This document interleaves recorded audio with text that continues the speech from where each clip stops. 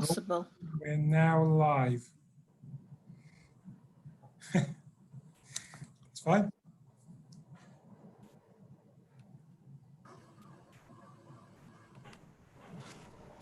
Is whoever's doing that, can they pass the host on to me? Or I could, however, I've got some slides that need to share, so it might just be worth explaining that it's not actually Andrew, but one of us just making sure that it's being produced. okay, that's fine. Richard, if they make you the co-host, you should be able to see the hands going up and be able to keep hold of the slide sharing as well. Excellent, that's been done.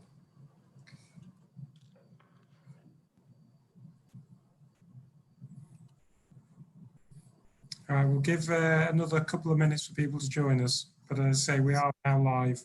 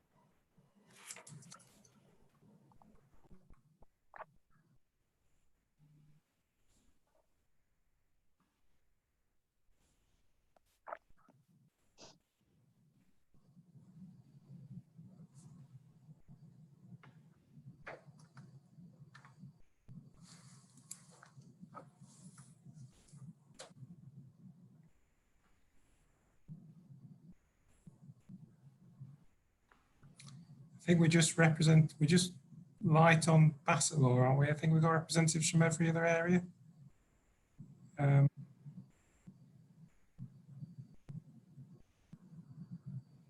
That's correct. Yeah.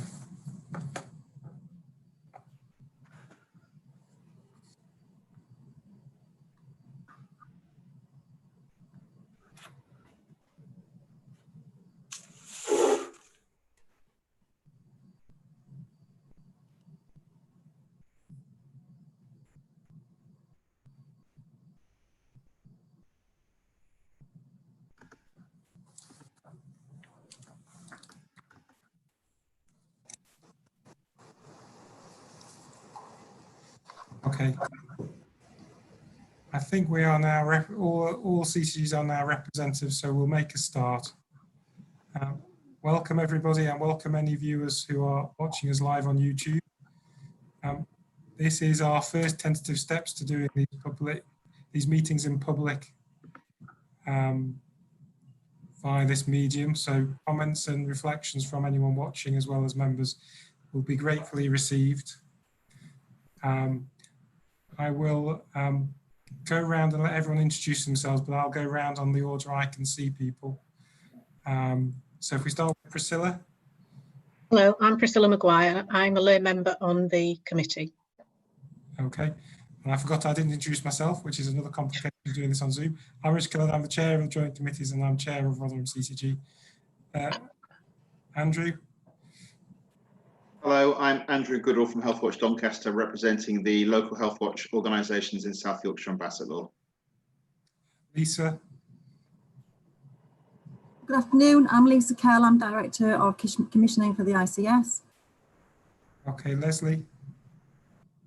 Good afternoon, Leslie Smith. I'm Chief Officer at Sheffield and Accountable Officer at Accountable Officer at Sheffield and Chief Officer at Barnsley CCG.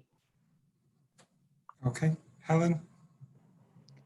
Good afternoon, I'm Helen Dillistone. I'm Executive Director of Corporate Strategy and Delivery for the Derby and Derbyshire CCG. I'm representing Dr. Chris Clayton this afternoon, and my apologies, but my camera doesn't seem to work.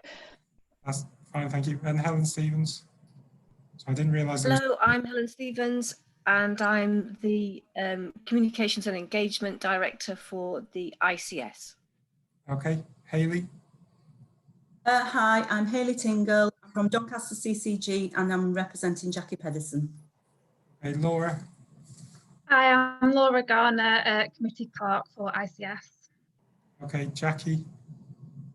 I'm Jackie Mills, I'm Director of Finance for Sheffield CCG, representing the Directors of Finance across all CCGs. Phil. You're on mute, Phil. Philip Moss, I'm a lay member with the JCCCG. Hey, Chris. Chris Edwards, Accountable Officer at Rotherham CCG. Idris. Chris Griffiths, Accountable Officer at Bassetlaw CCG. Can I also pass on Eric's apologies because he's got clinical commitments, unfortunately he can't get out. So. Okay. Jeremy. Oh, you're on mute, Jeremy.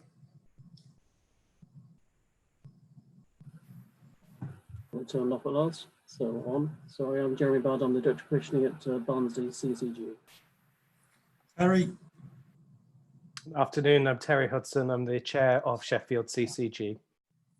Okay, and Andrew Cash isn't here, he offers apologies. We are, however, using Andrew Cash's, he is the owner of this Zoom account, so we have a PA that's just operating the YouTube thing behind the Andrew Cash name, so he isn't present. So we have apologies from Andrew. Let me just get onto the right bit. And we have apologies from Nick Ballack, Chris Clayton, Will Cleary-Gray, Jackie Pedersen, Brian Hughes, and David Crichton. Okay, any other apologies that anyone is aware of? Okay, are there any declarations of interest relating to the agenda? Okay. Right. We have questions from the public as the next agenda item.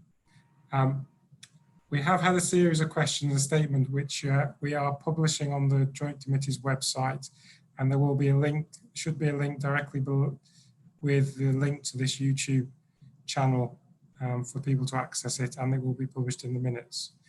We are currently looking at ways of members of the public also making comments in this 15 minutes via things like short recorded videos and things, and we would value people's comments about how that might be done. Even if you want to do a TikTok question, well, I think we can figure out the technology to do a TikTok question. Whether we can answer it via TikTok is a different matter. Helen Stevens looks a bit serious when I'm talking about TikTok. Can we a new thing for her to skill to develop? Okay, so those questions are published and are there available to you to view at this time. Okay, Helen, is there any trends or anything within those questions you want to just give a brief summary of too? Thanks, Richard. I think it's probably worth just noting that there is a statement as well as part of the questions, and that's from Nora Everett.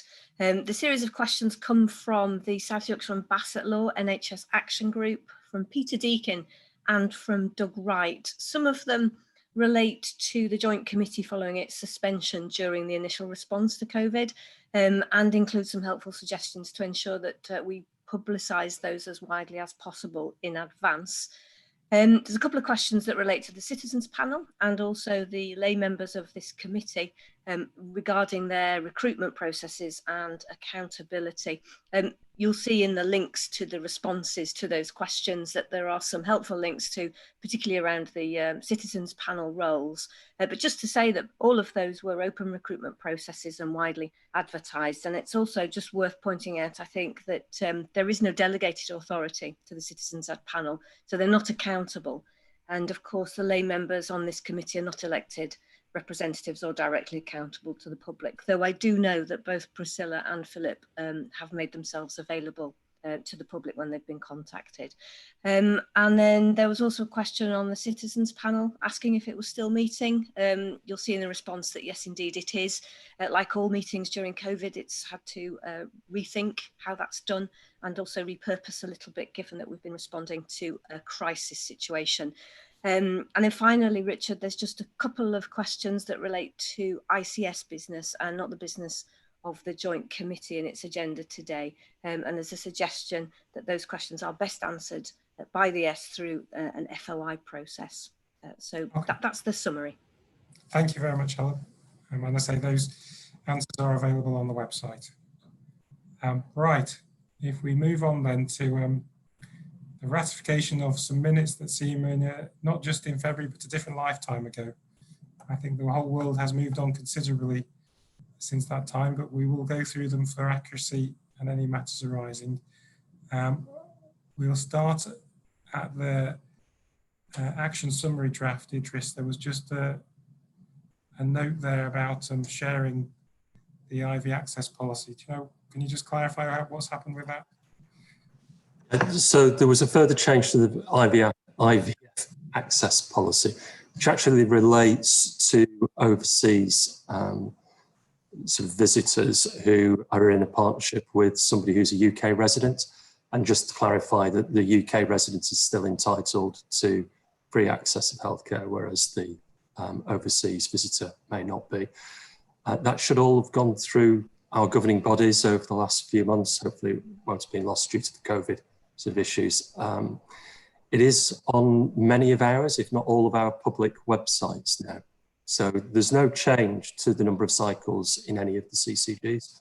That's not what it related to. It was just to tighten up that sort of legal entitlement issue. But that should be now publicly available. That's great. Thank you, Idris. Just then going through the minutes for accuracy and say anything that anyone wants to raise. So page 1, page 2, 3,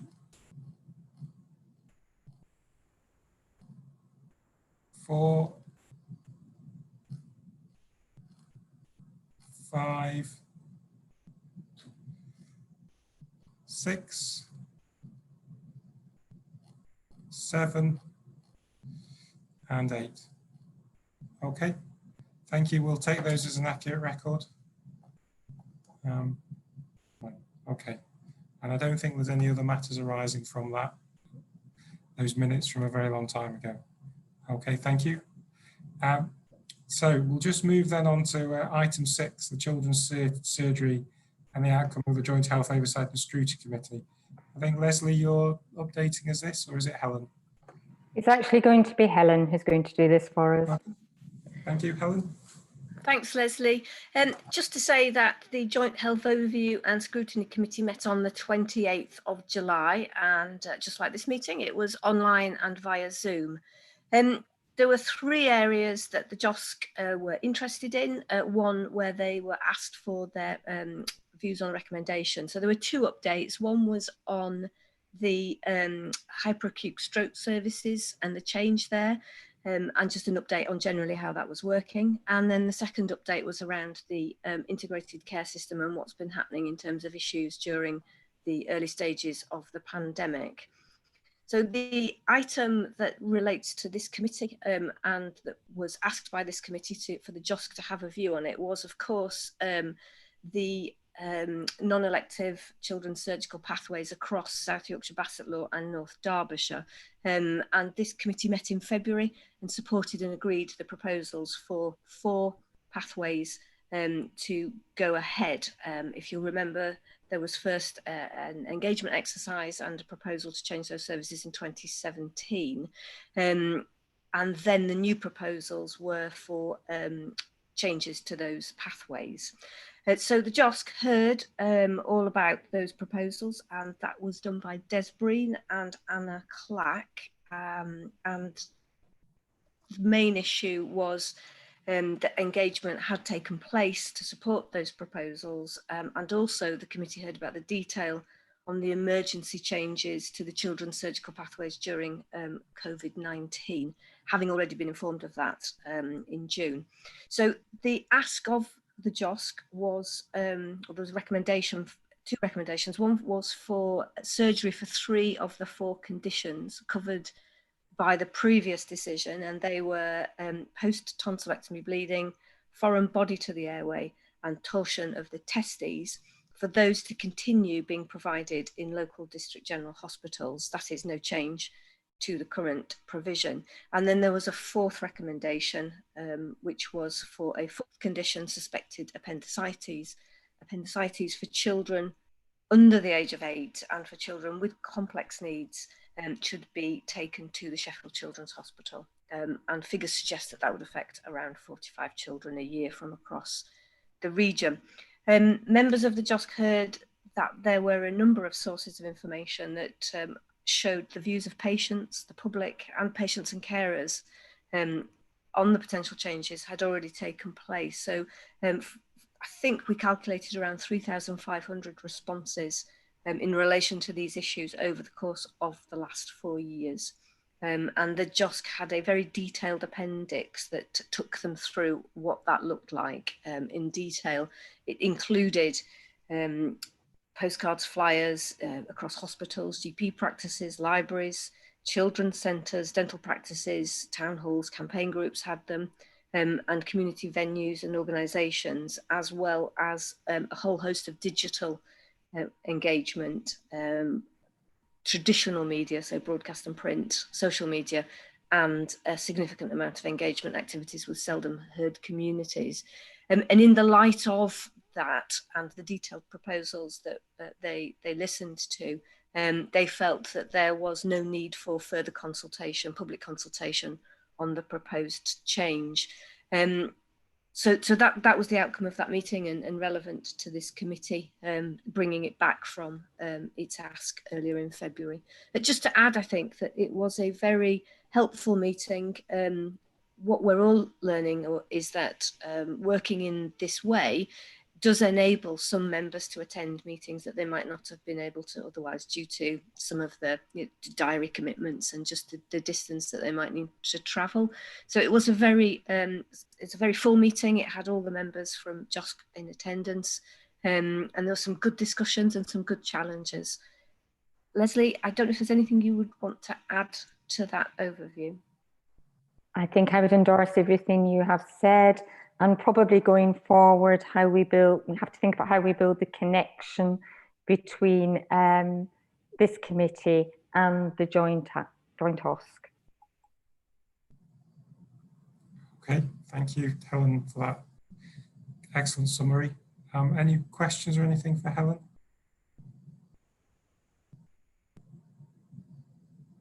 Okay, that's fine. Okay, shall we move on then? Moving on then to Lisa, who's just going to present some slides about she's got a couple of slides I think at the start just to say where we've been in the last few, then moving on to where we are moving forward in the next few months. Thank you, Richard. If we can get the technology to work. Oh, look at that. Seamless. Wonderful, wonderful. So just before we start with the slides, I thought it would be helpful just to give a little bit of a reminder to members of the Joint Committee. Back in February, and as Richard has already said, it does seem like a complete different lifetime ago, but we were embarking on a new set of priorities for the Joint Committee, going to refresh kind of and take stock from where we'd got to at the beginning of the year. Obviously COVID has then kind of paid some of those plans, but we're in a position now where we want to, revisit that, pick that back up as we start to get the NHS back working again. So these slides are really to give us some context for that, but also to receive the planning letter that was released to the NHS on the 31st of July. And we've also had additional technical guidance that came through on the 7th of August as well. So if I may, can we just go to the first slide, please? So This time last year, we were busily working on a long-term plan response, 10-year plan, of which we submitted in February a 5-year response to that. Really all about how we integrate health and care and improve the health of our population across South Yorkshire and Bassetlaw, really focusing on prevention and population health. As I said, the pandemic kind of struck in March. So from April, we've been, along with all organisations within the NHS, in a level 4 national incident. Essentially, that means that we've had command and control placed upon us from a national perspective. We're now in level 3 crisis incident level, and so from that perspective, the command and control has been moved to a regional control. And the kind of reset and recovery, which is incredibly challenging if you think about the impact of COVID and the pandemic on everyone, you know, across the globe, let alone in this country, but especially on people who are disadvantaged, people who have challenging health and care needs. The challenge for NHS organisations and indeed social care organisations now is to really step up to be able to provide similar levels of care to what we were providing last year and get that the NHS care and support back in full swing. We have some incredibly huge challenges as well, thinking about winter and flu. Normally that's enough for us to, you know, need to really focus on, but clearly we've got the potential of having a COVID second wave as well, which you know, could potentially happen from October. There's still quite a lot of discussion about that nationally, of course, and with the government, but you know, I think that's something that we are absolutely planning contingencies for within our flu plan arrangements. And as I say, on the 31st of July and on the 7th of August, we received a planning letter for phase 3 recovery and reset, and also the more detailed guidance. Next slide, please. For those of you that haven't had a chance to read through the letters that we've received from NHS England, we can certainly get those sent out to members of the Joint Committee, as well as the much more detailed guidance, which is quite a tome, but I think it's important because within that, and I've got some slides that do provide a bit of a kind of a summary of the ask.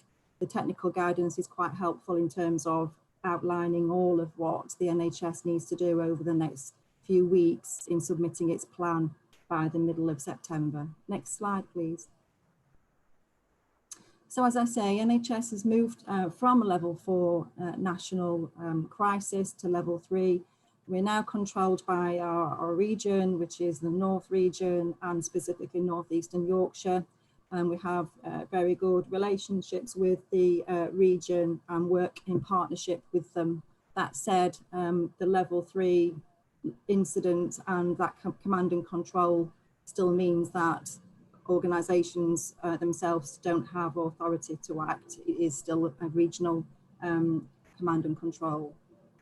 So within the planning letter that we received on the 31st of July, there were 3 key aspects to that for the focus for the reset. And the reset phase 3 runs from July through to the end of March. From April next year to throughout the whole of 21-22 is deemed as being phase 4. But those 3 areas for the reset are, as I've set out in these slides, so accelerating a return to near normal levels of service for all of what we provide in the NHS. Preparation for winter, as I've already said, a huge challenge for us to pull that together, and notwithstanding winter and flu preparations will take much longer and more resource due to the conditions COVID has presented us with, but also the measures that we have in place to manage COVID, such as social distancing. And just for members' information, a flu vaccine might take 4 times as long as it would do normally once you put all of those social distancing and other measures into place. So a huge challenge from a resources and logistics perspective. And embedding the lessons that we've learned, really. So I think one of the things, certainly as a commissioner and working within this South Yorkshire and Basset law system, that we've seen is, you know, a lot of great collaboration and working together at pace to do the right thing for services and for patients and for people and supporting them. But we really have to embed those lessons and keep the momentum going and that transformation, particularly from a digital and virtual innovation perspective going, and making sure that with all of that, that we're doing that, addressing inequalities, and we're always looking at prevention and how we can improve all of the schemes that we have from a prevention aspect. There is supplementary guidance. I would urge members of the Joint Committee and indeed members of the public to have a look at these if you haven't already done so. There's a operational people plan that was published on the 6th of August, and health inequalities and the phase 3 technical guidance that I've already alluded to a few times. And also the support to social care. So I'm not sure when the date for publication from the Department of Health and Social Care will be, but I think, you know, I'm not aware that it's been published as yet, but I'm sure colleagues will remind me if it has been. Next slide.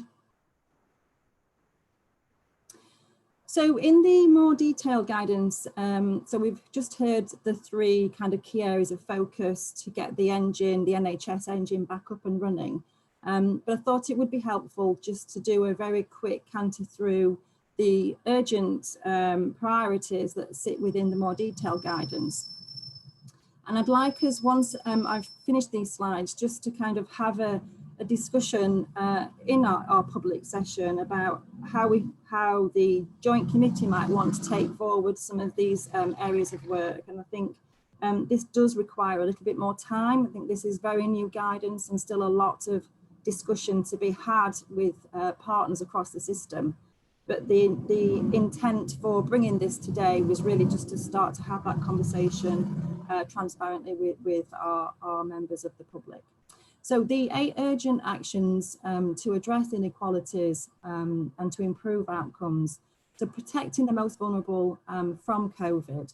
And this priority really is looking at how we can stratify, how we understand in our local communities those individuals who are most at risk, and what are we doing to improve and to mitigate their risk and to improve their care and outcomes, and importantly to engage with those communities who need most support and listen to them.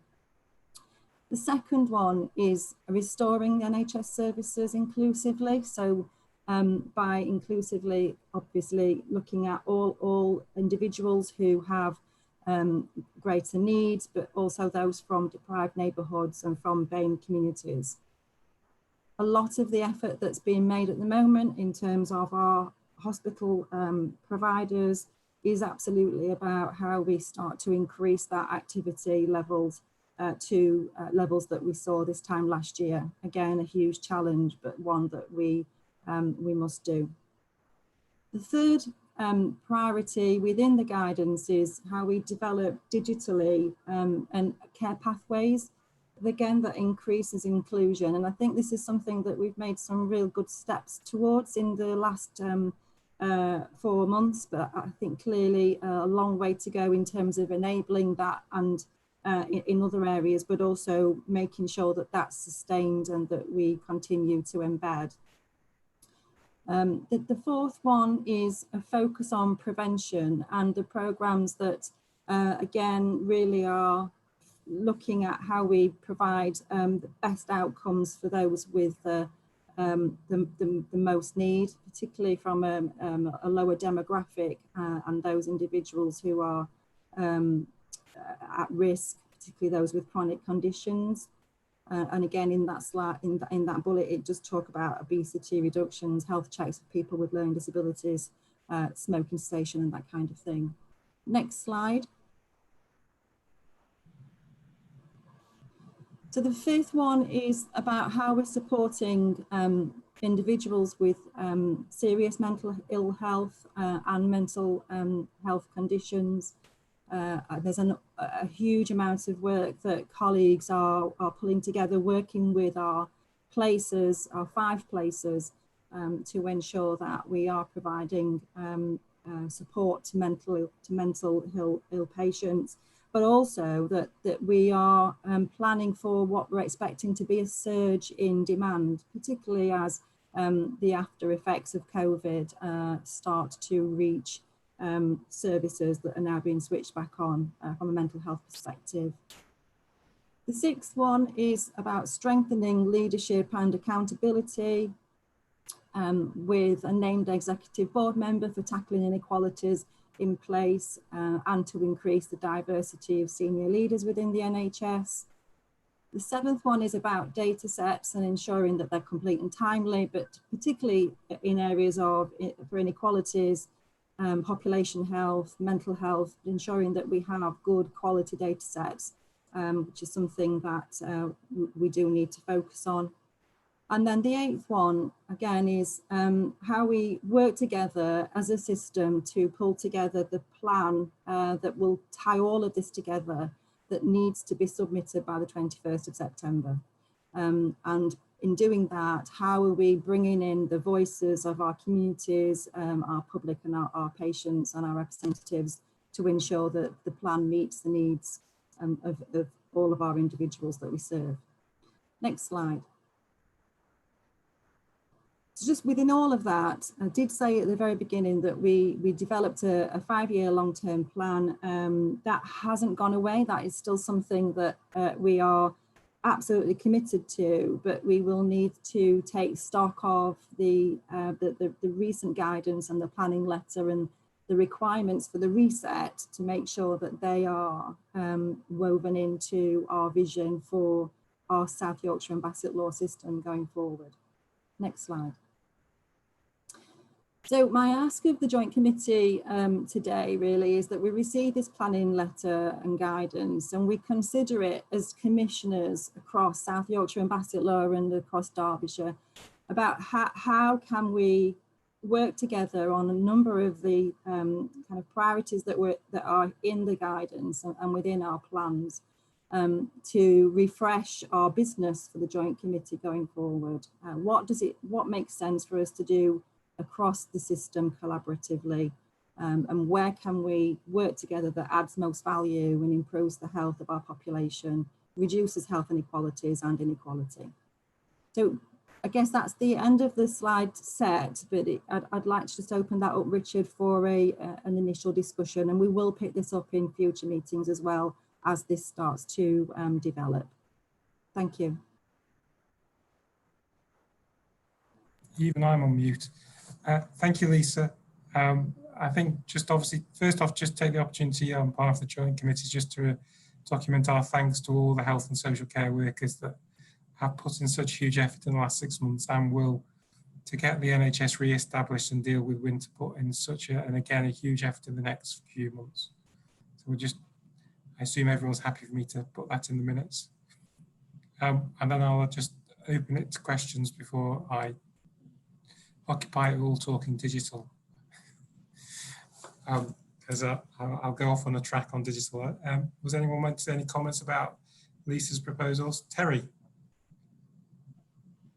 Thank you, Richard. So I think the ambitions, those kind of 8 asks of systems, and considering that from 5 CCGs separately, they're all honourable. They appear to be the right direction for us to travel in. This is more of a comment, maybe, Lisa, than a request on this one. But I think there's something about making sure that we don't lose some of the great engagement that's being done already on inequalities at place. And I think it's really important in our system response that we recognise that, you know, inequality exists across our patches, but it exists in different ways in different places. And therefore, on the majority of what we're being asked, it probably needs to be a local response to that inequality. So if there is a way where we can provide an SYB response that respects that each of those individual areas will be doing different things because the need is very different, that would be most welcome. Sorry, Richard, can I just add to that? So I totally agree with that, Terry. And what I omitted to say during the presentation was that the plan that we submit that we'll all contribute to will be aggregated from each of the 5 places. So we will absolutely be able to reflect where that's already happening. And obviously where there's any gaps that we need to address as well. But it is going to be a kind of a collaborative piece that we will submit. Thank you for clarifying that, Lisa. Can I? Priscilla and then Phil, if I can.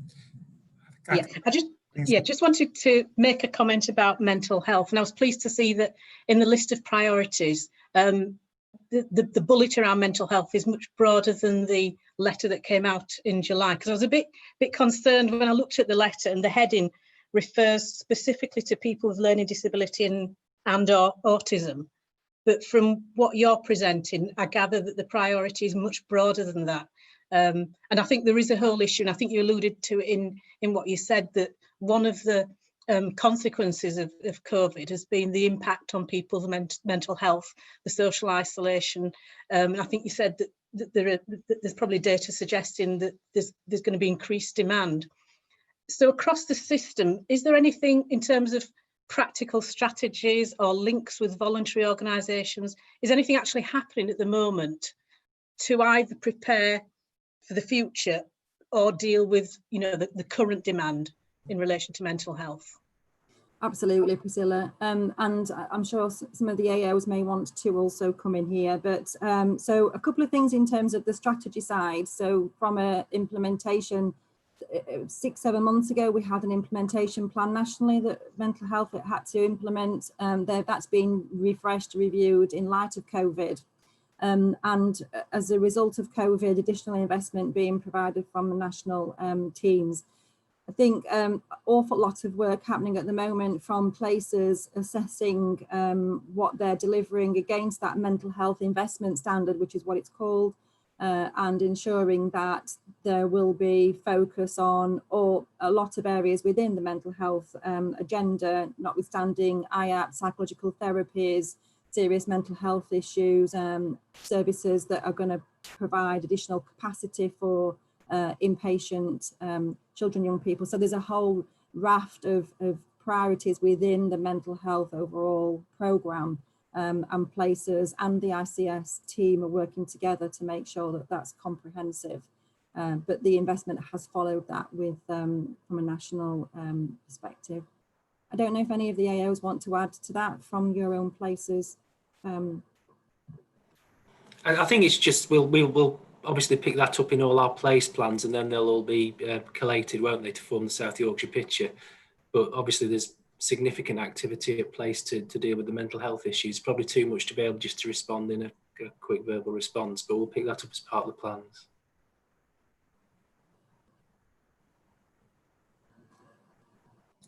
And I think as well, we joined the commission, the listening service for people who've been in bereavement, struggling from the COVID crisis as well across the patch.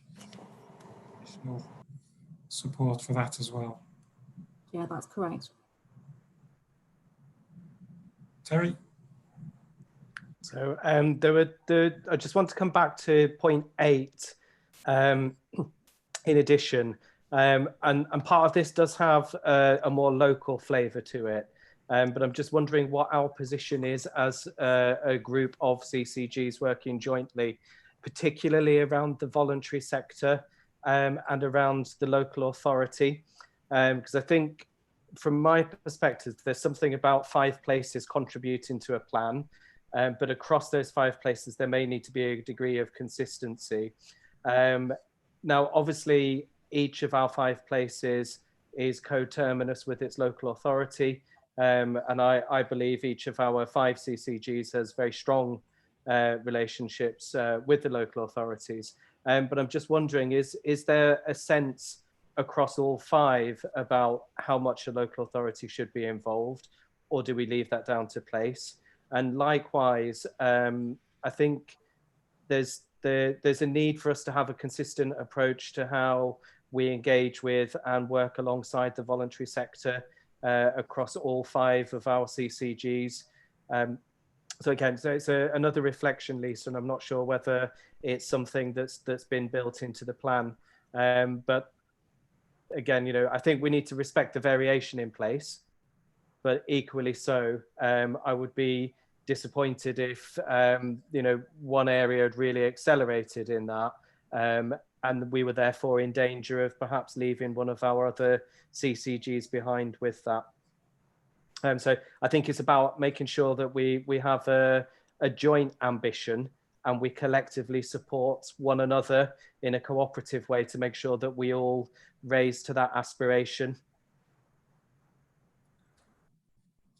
Phil, sorry, I forgot you because yeah, your virtual hand wasn't up, it was just your real hand. I can't see my virtual hand, I'm amputated. In as much as I agree this is in the main referred to as a place issue, I also think in terms of equalities and definitely in terms of engagement, we can't exclude this particular group from that because it is a decision-making point. And secondly, I also believe that the ICS has got to start to plan for this as well. And at the moment, when I look at some of the governance documents that we have and some of the spaghetti-like flowcharts of decision-making, I think we need at some point in the near future to look at how we engage minority communities and other people who tend to be hard to reach into those processes, and they're not there at the moment. And as long as we're making decisions through those groups, then that's really what it's all about. It's putting people into places where decisions are made. Okay, thank you. Idris. Yeah, I agree with the points that have been made. I'm just picking up on Terry's points about the community and voluntary sector. I think there's really strong involvement with the community and voluntary sector. Certainly, it's something we're very proud of in Bassetlaw, and we'll continue to do that. I think as a system, we ought to share the same sort of aspiration and intent, but I think you're quite right that actually how you implement that is really down to sort of personal relations, building of trust and joint working, and that is best done at a local level. Then I want to make a broader point, coming back to this issue of health inequalities, but to broaden it out slightly. COVID is going to have, I think, unfortunately, a huge impact on health inequalities. Health inequalities were already worsening before COVID, and we saw that with the 10-year review of the Marmot report. With the increase in worklessness and employment and the impact on the economy, that is going to exacerbate some of the more directly COVID-related issues that we've seen, with the reduction in the number of people who've been coming forward with symptoms, the reduction in cancer referrals as a consequence of that, the impact on people's mental health, the impact on childhood development, things with such a prolonged period of isolation and so on. So I think the chronic disease impact and the impact on health inequalities is going to be huge. Some of the things, therefore, that as a health system, I think we ought to consider that perhaps we haven't done as much in the past as we could have done, is what our role is, and I include the providers on this, as us working, for example, as an anchor institution in the local economy, supporting local businesses through our purchasing power and expenditure power as a health service, but also working with areas like training and education alongside health and social care, so we can support people in being either retrained or people who are coming into employment with really high quality training, perhaps to then go on to have a career in health and social care. And there's a huge range of opportunities there. And as a system, working to encourage, for example, more active work, so working with Sheffield City Region on active travel, and we can link that in with some of the investment that's available to support more active travel, so cycleways, traffic calming and so on. and in particular, perhaps corridors of that into local providers, because they are some of the largest employers in the region. And I think there's a lot that we could work in as a system on that. So there are things that I'm sure that the system can do, but we need to get the balance right, that we actually keep a huge amounts of sort of support and flexibility at a place level for us to work with our local partners as well. Okay, Lisa. So I agree with all those points. I would urge the Joint Committee to think about, as a group of commissioners already working together, that and drawing upon the strength of this committee and the role and the purpose of the committee, which is how we can come together as CCGs to provide equality and improved health inequalities, to really improve outcomes for our patients. But it is about really what are we as commissioners happy to do in the next 6 months, really, that starts to make that a difference, that makes all the difference in terms of continuity of care and support for the individuals that we're serving. So yes, it is thinking about what the role of the system is, but I have to bring it back to this joint committee, which is how and what do we feel from the planning guidance and the plan that we submit we want to do together, and I think use the strength of this joint committee to do that, and single decision making, which is better for the individuals that we serve. Okay, thank you, Lisa. The timetable for getting responses is for the places is very rapid, and so that I would feel that the accountable officers, when they meet for their subgroup in a couple of weeks' time, will have a better idea about the areas they have in common that they could bring up to the Joint Committee for the next meeting in September. Is that okay, Chris, if I ask you to Yeah, I think we just need time to digest it, don't we, and work through. So I suggest I'll work with the other areas and Lisa, and we'll perhaps come up with some proposals about areas for joint working, having had the feedback from the committee. Fine. Okay. Is there any other comments about this, or will? Okay. Sorry, Chris, I've got one, Richard, which is, okay. I see commissioning as also being an enabler for all that system changing, that transformation change. So yes, absolutely, there are lots of ways that we can work together, but it will also, I think, drive forward transformation as well if we can work together across South Yorkshire and Bassetlaw with one commissioning voice. Okay, thank you. Thank you for all the comments. That brings us an end to the formal agenda items. I haven't been asked to consider any other business. Is there any other urgent business that anybody wants to make me aware of? No? Okay, in which case, thank you for attending and thank you for watching. The next meeting will be on the 23rd of September, again by Zoom. And I just repeat, we are more than eager to hear anybody's feedback about how we can improve this sort of virtual meeting setup, and how we can hear feedback and questions from the public in different ways. Anyway, thank you very much. And if we will now stop streaming live.